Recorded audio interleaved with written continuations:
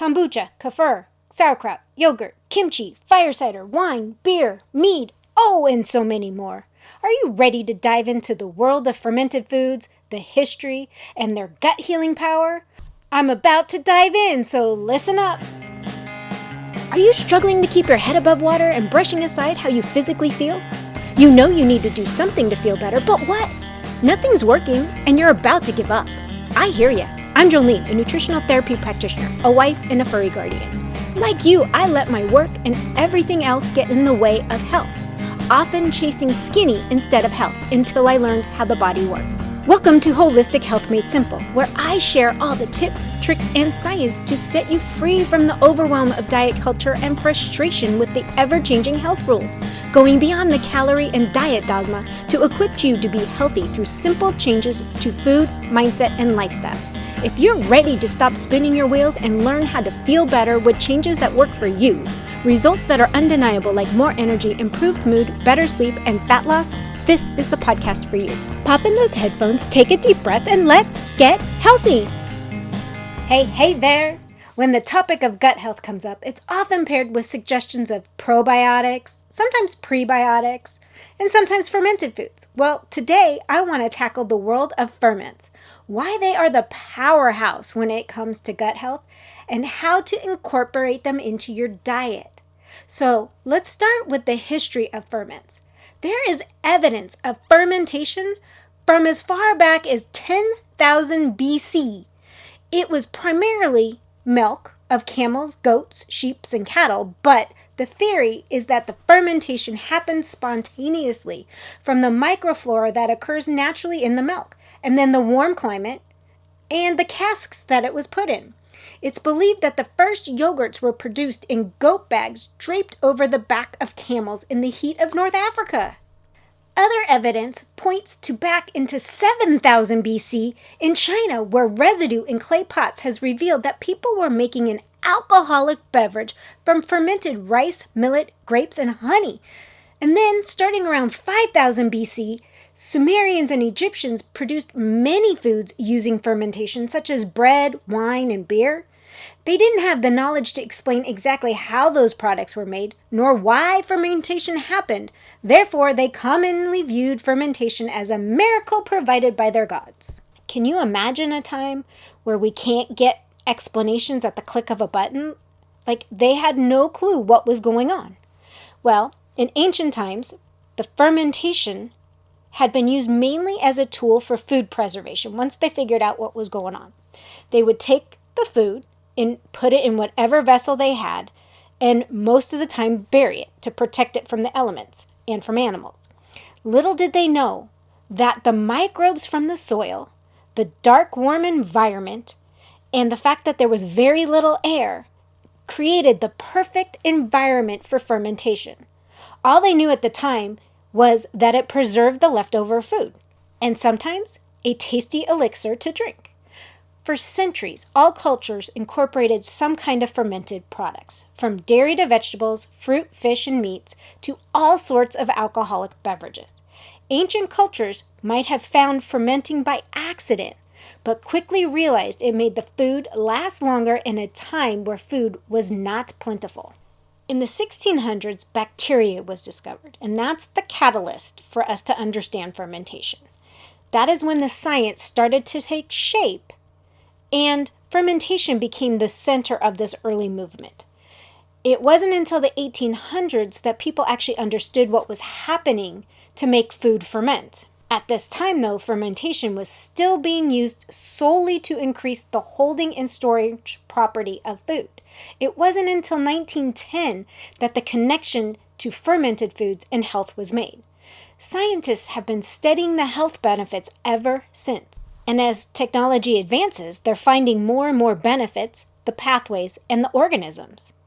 The reactions in ferments lead to a probiotic bacteria and metabolites, both of which are beneficial to our gut. So let's dive into some science. A 2005 study entitled Fermented Functional Foods Based on Probiotics and Their Biogenic Metabolites. The study concluded that the positive benefits from fermented foods happened in two ways. First, by directly ingesting microorganisms, bacteria, and yeast, that's known as your probiotics, from the fermented food, adding to the diverse population in the gut. And secondly, by the metabolites, which are produced during the fermentation process. These are things like vitamins, peptides, acids, and fatty acids, which all contribute to our overall health. Another study from 2010 entitled Functional Microorganisms for the Functional Food Quality, it concluded pretty much the exact same thing, that fermented foods affect the health of the gut through the probiotics produced as well as the metabolites. What was cool about this study is it concluded that by introducing fermented foods and utilizing them, it could improve food intolerances and allergies. The last study I'll touch on is from 2020. It's entitled Green Technological Fermentation for the Probicated Beverages for Health Advancement. And yes, that is a mouthful.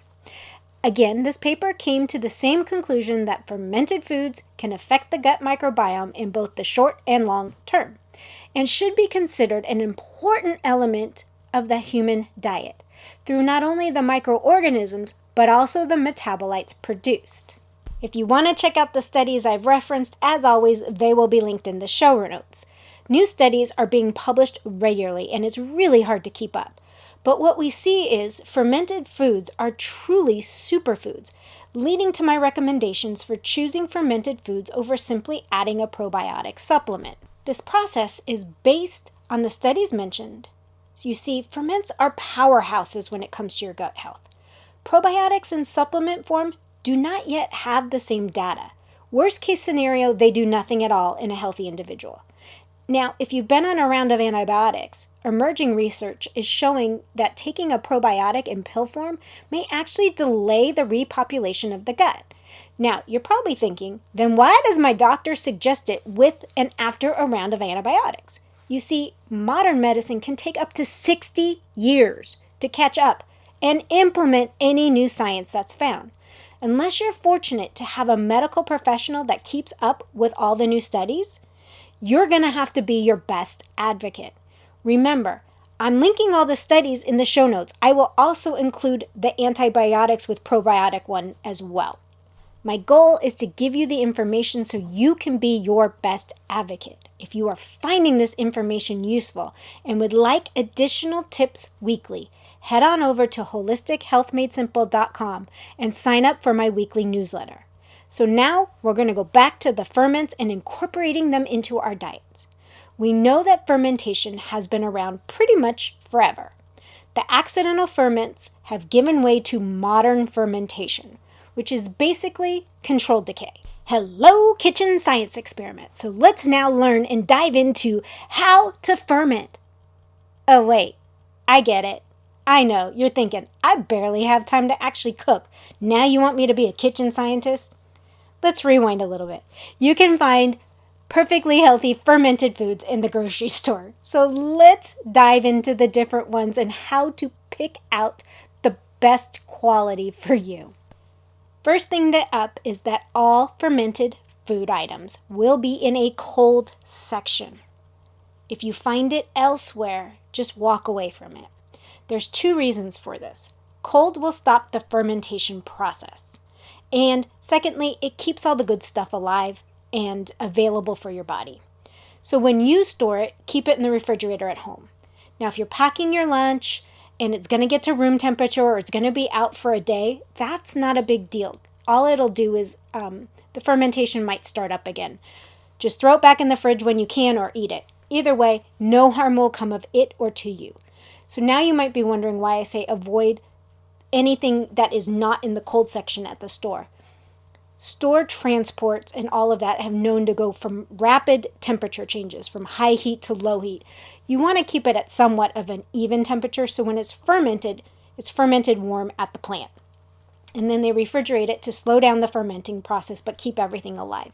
So just keep in mind that if it's truly fermented and it's truly going to have healthy bacteria in it, it will be cold. When looking for a kombucha, you want to look for ones that are low in sugar, especially added sugar. All the ingredients will have some kind of sugar in it because that's what the good bugs feed off of.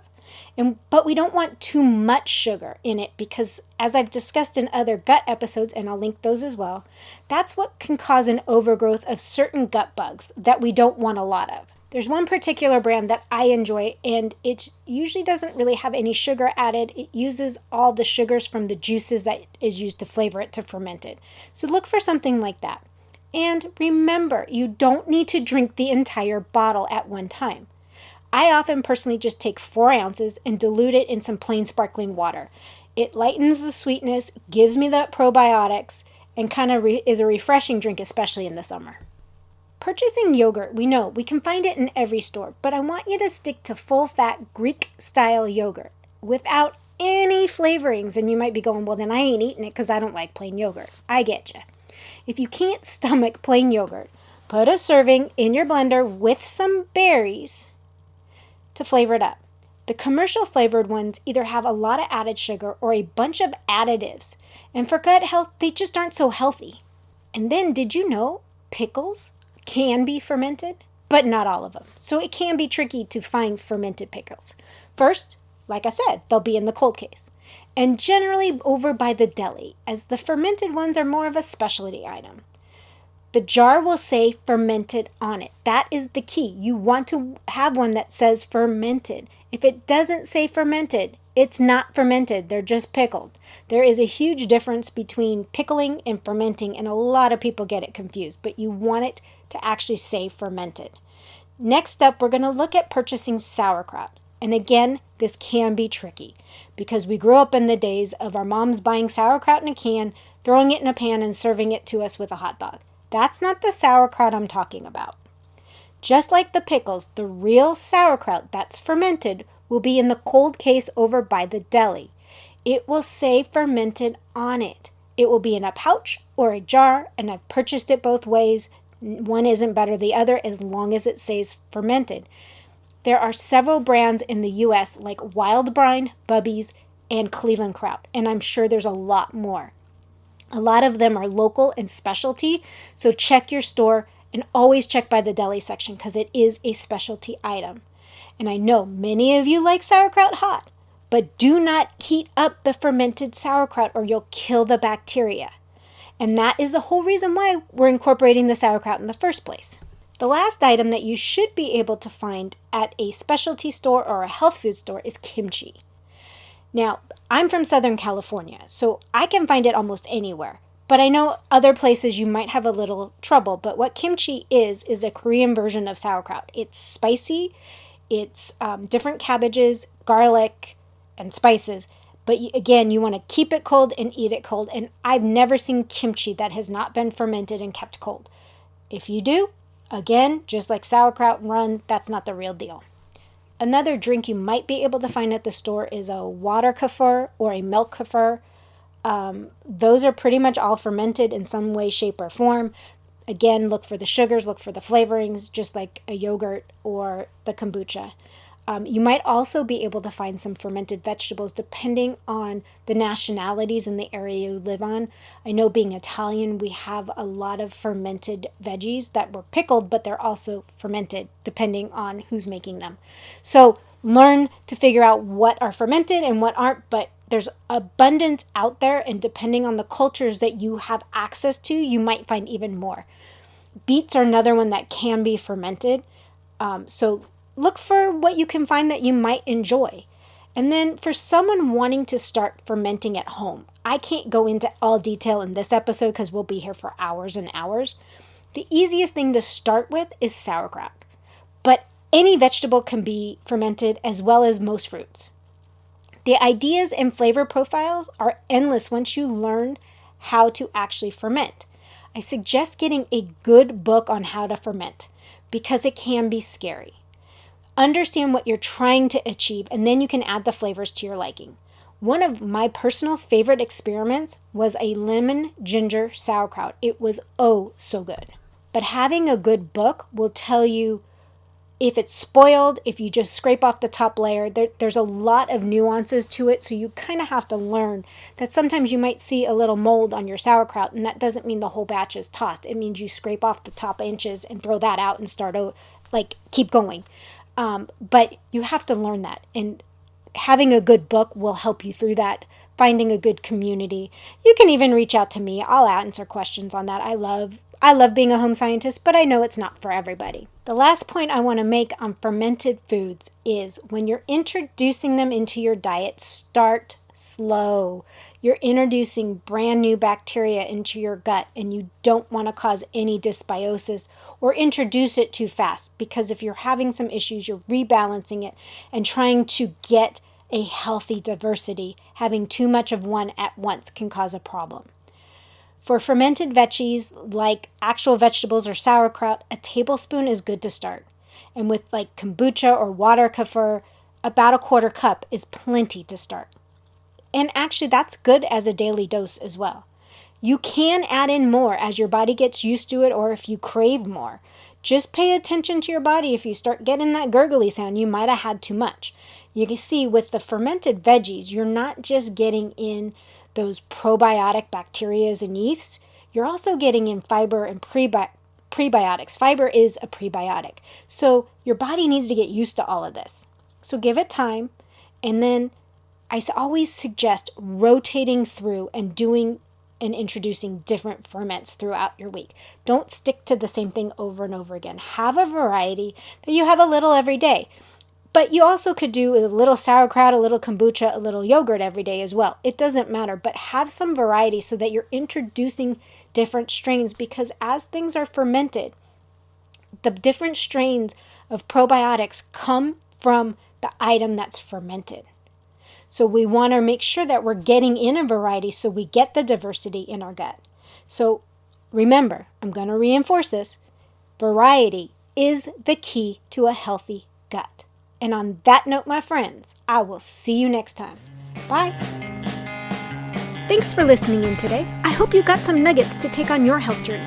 Remember, this podcast is for educational and entertainment purposes. No medical advice is being given. By listening to this podcast, you agree to the full disclaimer, which is linked in the show notes.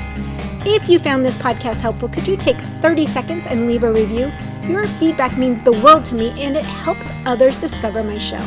Once again, thank you for being part of my community. Until next time, have a blessed day.